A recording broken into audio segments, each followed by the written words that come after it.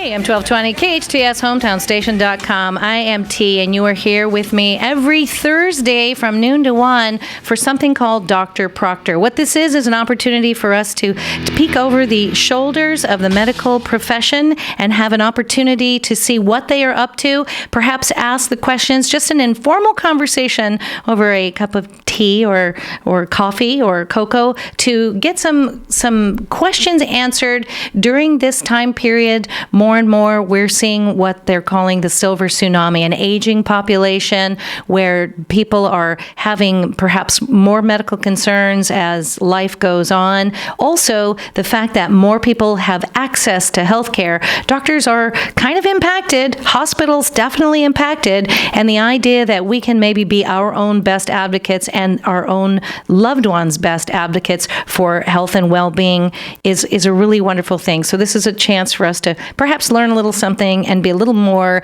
knowledgeable when we go into the doctor so that our appointments are certainly more effective and a little more efficient. With me today, I have Dr. Michael Farzam. He has a company called House Call Doctor Los Angeles. If you're interested in learning more about that, you can go to housecalldrla.com, and his phone number is 310. Let me give you the email because you can ask an awful lot from a doctor. So let's go there. info@housecalldrla.com. Dr. Farzam, thank you so much for being here today. Thank you for having me, T. Now, because it's January and every magazine you pick up has the top list of, music or the top list of different things, I started thinking about what are some of the top reasons a person would even consider going to the doctor, and maybe some of the things that we can perhaps avoid going in and overwhelming the doctors. Again, I'm a big advocate for being informed and making the appointment as efficient as possible. And then also some of the things that maybe people are embarrassed to call their doctor about. So I would love to start first with the top reasons someone would go to a doctor. And I know we've talked a little bit before you came in today about these things. What would you say is probably the number one reason you get a phone call as a house call doctor, someone and I love, by the way, that you go right to someone's house and to see them, because I think that's probably the best for patient care personally. But what's the number one reason people call you?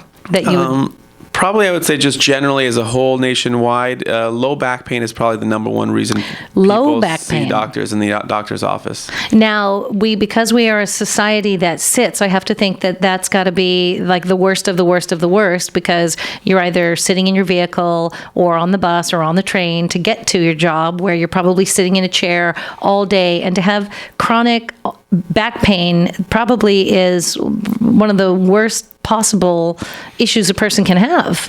I think that's true. I think, it's probably multifactorial. Prolonged sitting, definitely we're a couch potato society when it comes to sitting on desks most of the day, sitting in cars, and then sitting at home. That can contribute to it. Poor posture is obviously a factor. As I sit up straight. so definitely poor posture makes or breaks actually low back pain symptoms. And then, weight-based issues. So being overweight or obese contributes. Even a few pounds, right? Even a few pounds actually, affects the core muscles, which is, from the belly down to the hips. The stronger those core muscles are, the less strain or pressure it puts on the low back itself. Now, we hear this a lot. I know that in every exercise class I've ever attended or heard about, because I just can't go to some of them. There's some that scare me. The core is the number one thing you'll hear these coaches and the trainers talk about, and planking. Mm-hmm. If I hear the word plank one more time from someone, I think I don't mean to roll my eyes in contempt, but it's important, isn't it? It is. The balance between the front of the body, the abdominal muscles, and the rear of the body, which is the back muscles, is very delicate. And so the stronger the core is in general that supports your entire upper frame, the less pressure it puts on the low back in general, whether it's the muscles that support the low back or the actual spine itself that can give you nerve pain and sciatica type pain. So as a doctor, I also appreciate and respect the idea that in addition to seeing the patient, acknowledging the pain, treating the pain, you're also someone who says, okay, let's make this stop happening. That the idea is now you tell your patients these are the issues you might want to look at, so that, the old joke is, doctor, it hurts when I'm doing this. Okay, stop doing that, and changing lifestyles to help with that. It makes a difference. I mean, from an anthropology standpoint, humans really weren't made to be erect and standing on 2 feet. It's just that's what causes a lot of just general back strain on the low back. Lifestyle factors play the biggest factor in whether you get back pain or whether you continue to get chronic low back pain, which is, statistically, people who throw out their back once generally end up throwing out. It happens again on average once a year.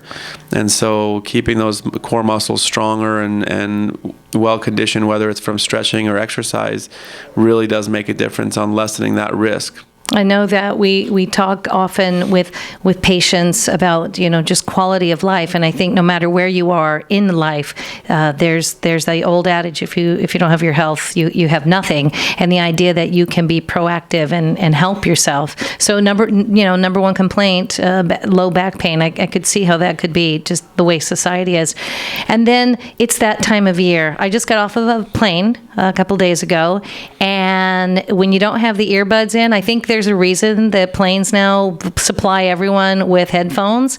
You don't hear the coughing and the sneezing and the snurfling, and it's a big giant petri dish, but it's everywhere we go, every door handle we touch.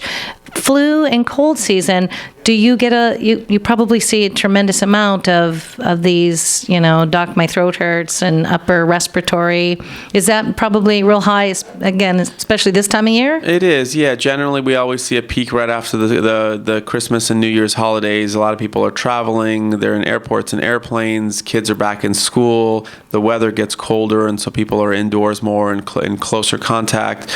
And every year there's a spike in what we call upper respiratory infections, or the common cold virus, as well as the true, viral syndromes or flus. Now, one of the things that I think confuses everyone, and it's an age-old issue, is it the cold? Is it a flu? Now, what are they? Because they have a lot of the same symptoms, right? They have some of the same symptoms. Generally what I tell people is the common cold virus, or what we call an upper respiratory infection, is generally any combination of, nasal congestion, stuffy nose, sore throat, and cough. Once you start getting fevers, up to 102, 103, along with pretty severe body or joint aches. And it's dangerous for an adult, right? To get that high, is that... a fever itself is actually not dangerous in and of itself. Right. It's the cause of the fever that we care about. Is that the body fighting it? You got it. So doctors like fevers. Fever just means that your body is actually fighting the infection. Generally, fevers get worse at night when you go to sleep, because that's when your body heals. So we treat the symptoms while the virus runs its course, but the cause of the fever is what we care more about. So cold, flu, infection. I've heard a tale that the other way you can tell the difference is a cold will build up slowly like a freight train, and a flu just is a bus that hits you. That's true. Most people that get the flu, never forget it, because it hits you very quickly. You and get hard. Very hard. You really do feel like you got a train that just hits you. You have severe body aches and joint aches all over, overwhelming fatigue, and just feeling weak. You lose your appetite, and then the fever goes along with it, still some of those stuffy nose, sore throat, cough, headache type symptoms. So a patient calls you, Doc, I have this upper respiratory thing going on and brewing. Do you test? Do you test to see if it's the flu? I know in a hospital that's a big concern, that they don't want you around patients. So is this something you test for just to be sure? We do, yeah. So there's definitely rapid flu tests that we can do right in the office or in the home. And it takes 10 minutes. It's just a nasal swab that we swab the nasal passages, and we can get the answer. It's important to test for several reasons. The main one is if you actually catch the flu within the first 24, 48 hours, there's actually treatment for it. There's an anti-flu medication we can give that lessens the severity and the number of days you would have had the flu. The second important reason is close contact. So if you actually have the influenza virus, immediate family members sometimes are also treated preventatively because they're so highly contagious. Now, I do have a question this time of year, like a boomerang. A couple weeks ago, right before the holidays, I got knocked down. Took me a very long time to recover. I've just been feeling better, and then it's like, I feel like my throat is sore again. And can you just get? Is that a thing? It is a thing. I mean, is it the same thing? Probably not the same thing. It's probably a different virus or a different cold. We have thousands of viral strains out there, and so just because you get the flu once or you get a cold once, on average, people get sick with common cold bugs 2 to 3 times per year. Really? So that doesn't mean you're necessarily a sickly individual. That's just a possibility. Yeah. I mean, the statistic I tell people is, most people touch their faces on average 2 times a minute. What? And so if you imagine all the things you touch on a typical day with cell phones and computers and doorknobs and shaking hands, and then touch your face afterwards, that's how people get sick. And that's how these germs spread. Now, they say that, I know you can do the antibacterial. That's really simple because I know I'm a girl. I can just throw that in my purse, and they make them so tiny now, the sprays, and you can have that. But just washing your hands is just as effective? Yep, good old-fashioned washing your hands is actually just as effective, if not better still, as far as a traditional means of staying germ-free than any of the antibacterial remedies that are out there. So grandma was right. Yeah. Imagine that. And obviously avoiding, direct contact with people who are sick, as far as if you see somebody coughing or has high fevers, those people are more contagious than others. All right. So one of the top reasons to see your doc, low back pain, upper respiratory infections, and or flu. What about anxiety? Do people ever call you up and say, I feel like my heart is racing, and how do you know what's the difference between a medical issue and what might be anxiety? Anxiety it's very prevalent in our society. I think generally people have anxiety attacks or bouts of anxiety at some point throughout their lives. Almost everybody, I would say. Oh yeah.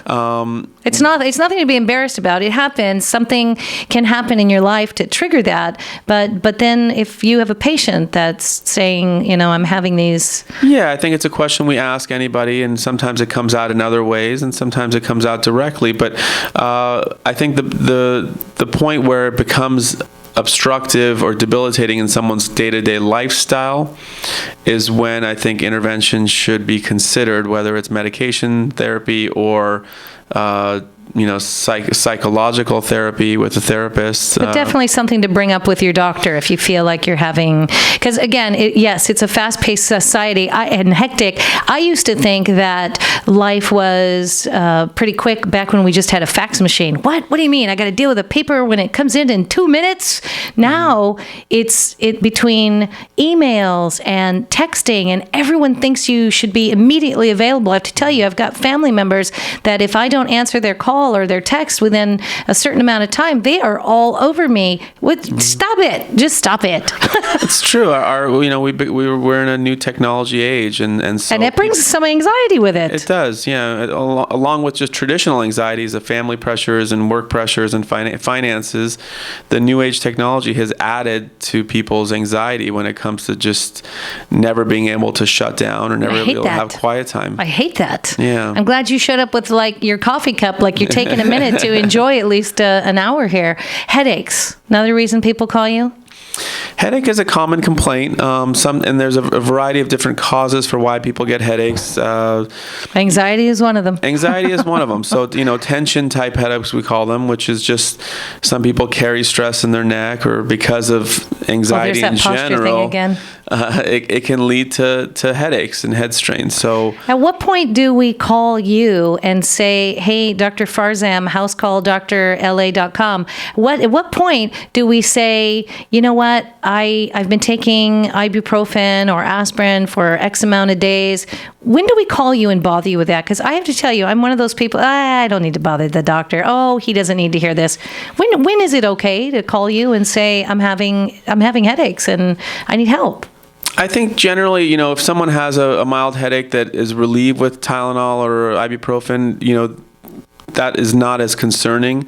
I think some of the warning signs we would be concerned about would be people who either have headaches that are increasing in frequency, or the strength of the headache is getting worse, or if there's other warning signs with it that, if you're having weight loss or other symptoms in addition to the headache that aren't getting better, it should be evaluated. And then if we have, what would be a typical migraine? I mean, I've only had a couple of them in my life. I've only had 2 times where I had a headache so badly I was sick to my stomach. Is that that's like a migraine type? It can be a migraine type. Migraine as a general term is more of a... what are we looking for? Well, a migraine generally runs in families. So we kind of look at family history sometimes to guide us. Usually you get them at any age, but generally it's earlier on in your life. And so most people know they have Very early migraines on. because they're chronic and they kind of come and go depending on food factors, depending on hormonal factors for some people, alcohol, caffeine, other triggers that can, lack of sleep and stress can trigger migraines. Some people get simple migraines that are just headache based. Most people get migraines, what we call with an aura. So they get other accompanying symptoms of nausea, vomiting, or, vision changes, light sensitivities, smell sensitivities that make it more disturbing. Again, one of the reasons I am a huge fan of people journaling. Anytime they're not feeling good, write it down. What did you eat? Where were you? What was the time of day? I feel like sometimes we have a tendency, and it makes your job hard. Even if you are the guy that comes to the house and you see our lifestyle or how we live, or the other things that another doctor might not have the benefit of. I think you're definitely ahead of the game because you come to someone's house or office or hotel 24 hours a day, 7 days a week. Love that, by the way. I feel like we often go to the doctor not armed with enough information to help you help us. That, you get out in the car. I've done it my whole life. I forgot to mention this. Or even if I go with a relative, someone that I love, and I feel like another set of eyes and ears and another mouth to be able to help. We get out, we're driving home and go, I forgot to mention, oh my gosh. And we said the more we can write down and document and journal to help you help us, I think that's one of the best ways we can deal with our health issues. We're talking with Dr. Michael Farzam here today on Dr. Proctor. He has a company called House Call Dr. Los Angeles. You can find him at housecalldrla.com. When we come back, Dr. Farzam, one of the things I want to go over is, even though we may come fully armed with all the information for the doctor, and we've talked about the top reasons to see the doc: low back pain, upper respiratory infections or flus, the anxiety and headache. I would love to talk about the things that we're embarrassed to talk to you about. You're supposed to be our best ally, our front line to good health, and there are times I get in the doctor's office and I look at you guys and it's like, I don't want to mention that. So we're going to come back. We're going to talk about the top embarrassing things that we're often afraid to talk to our doctor about, but we probably shouldn't. You're the good guys. You're the white hats, right? You've heard it all? That's true. Would that be fair that you've probably heard it all or read it? Open arms. Yeah, that's true. So we're gonna talk about that. If you ever have any questions, you can also send Dr. Farzam an email at info@housecalldrla.com. Sometimes those embarrassing things, this is a good way to do it. Email the doc, and Dr. Farzam comes right to your house. Again, House Call Dr. Los Angeles. Home, office, hotel, 24 hours a day, 7 days a week. And I think that house call doctors, it used to be the thing. So Dr. Farzam, I'm very grateful that you're one of the guys that decided that this is something that needed to be brought back, because when I don't feel good, the last place I want to be is in a doctor's office, or get in my car, first of all, or if you're someone that has to take the bus or the train, last thing I want to do is go through all of that, getting dressed. The idea of it's painful when you don't feel good. But the idea that you will come to me in my PJs and take care of me, it's like, that's like the best thing ever. So thank you for doing that. We'll be back in just a little bit here at Dr. Proctor on your hometown station, AM 1220 KHTS.